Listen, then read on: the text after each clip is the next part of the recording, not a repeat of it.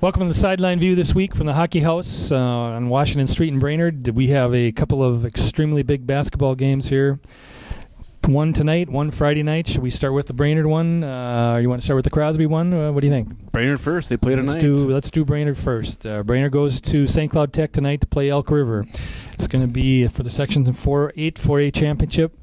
I think it's going to be awfully close. I thought the Buffalo game, I thought Buffalo's an extremely good team, and I think Elk River might be even a notch better. Brainerd did handle them here by like 19 or 21. I can't remember exactly what the score was there, but they're a good team. They split with Osseo, which is ranked, I think, number 2 in the state, I want to say, and the defending champion. Yep, they were ranked number 2. And they lost twice to Park Center, which I think is ranked number 1. They did beat Edina. So they've beaten some good teams, playing a very good conference in Northwest Suburban. So it's going to be a packed house down there at Tech, and I think there's going to be a lot of Brainerd people there, and we'll see how it comes out. I was able to watch the Elk River Moorhead game after the Brainerd Buffalo game, and I was really impressed with Elk River, but then Moorhead came back and made a game of it, so made me think, anything can happen. Brainerd can certainly win this game as they've already beaten Elk River, but I was really impressed with Elk River's outside shooting. A guy comes off the bench and hits 7 3-pointers. Yep. Anybody would like that, have that coming off your bench. We'll see how Brainerd's defense does against these guys. They do have some pretty good guard play, which is key when you're going up against a team like Brainerd, who has long arms and likes to get a lot of deflections and create some chaos on the defensive side. We'll see how Brainerd's outside shooting does. That'll be kind of the key, I think. I think Brainerd has the advantage inside with Comstock and Blong, but we'll see how the 3-ball goes down tonight. Yeah, the 3-ball didn't work for them much on Monday against Buffalo, but if that's going tonight, plus they get that inside game tonight, I think they'd be pretty tough to beat. So it'll be exciting. It's spring break for Brainerd High School, which is unfortunate because the band probably won't be there, and it won't be a true section final atmosphere. But I'm guessing there's going to be a lot of people down there. It'll be a fun time for Brainerd boys basketball. I would think so. Tomorrow should be a good one as well. CI plays Perham at Concordia College in Moorhead. That's for the 8-2A championship. Your thoughts about that one? You saw Crosby on Tuesday night, and they handled Warroad pretty well. Yep. Against Warroad, it was just, again, Crosby dominated the paint. Daniel Hutter had 24 points and 13 rebounds. I think he only missed 2 shots the whole game. He pretty much dominated.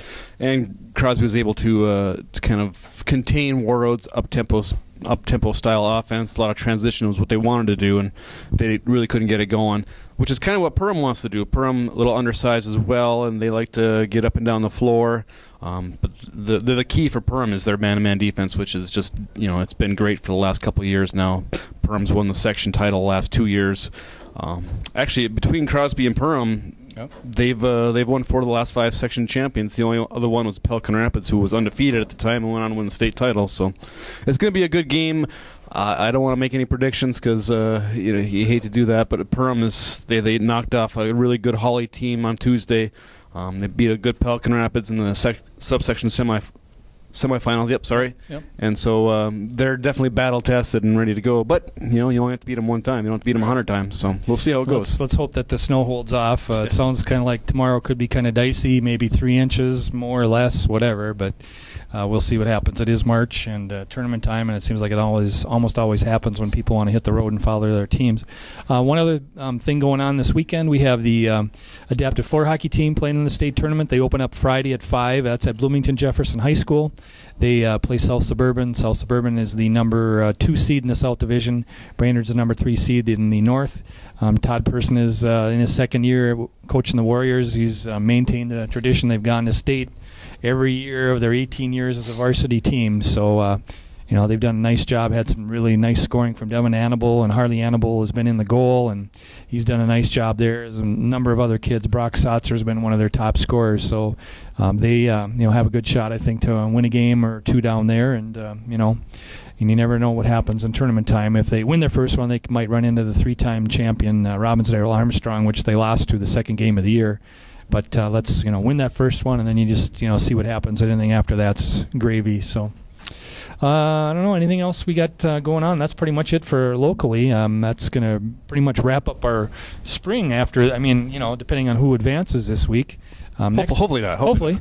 Excellent. And then next week already we have CLC softball opens up on Tuesday. They play at Rosemont at it's called the Irish Dome, I believe, and I think the CLC baseball team opens a week after that. And then we also have track has their first meet already a week from Saturday. So take a break, people. Take a break. Yeah, the overlap is on. So that's always the way it is. So, well, hopefully we'll have next week to come back and report about 2 section champion boys basketball teams. And if they win, when do they play? Brainerd plays when? If they win, yeah, we'll either play at 10, noon, 2, or 4 next week. I think on Wednesday. The seedings won't be announced until Saturday.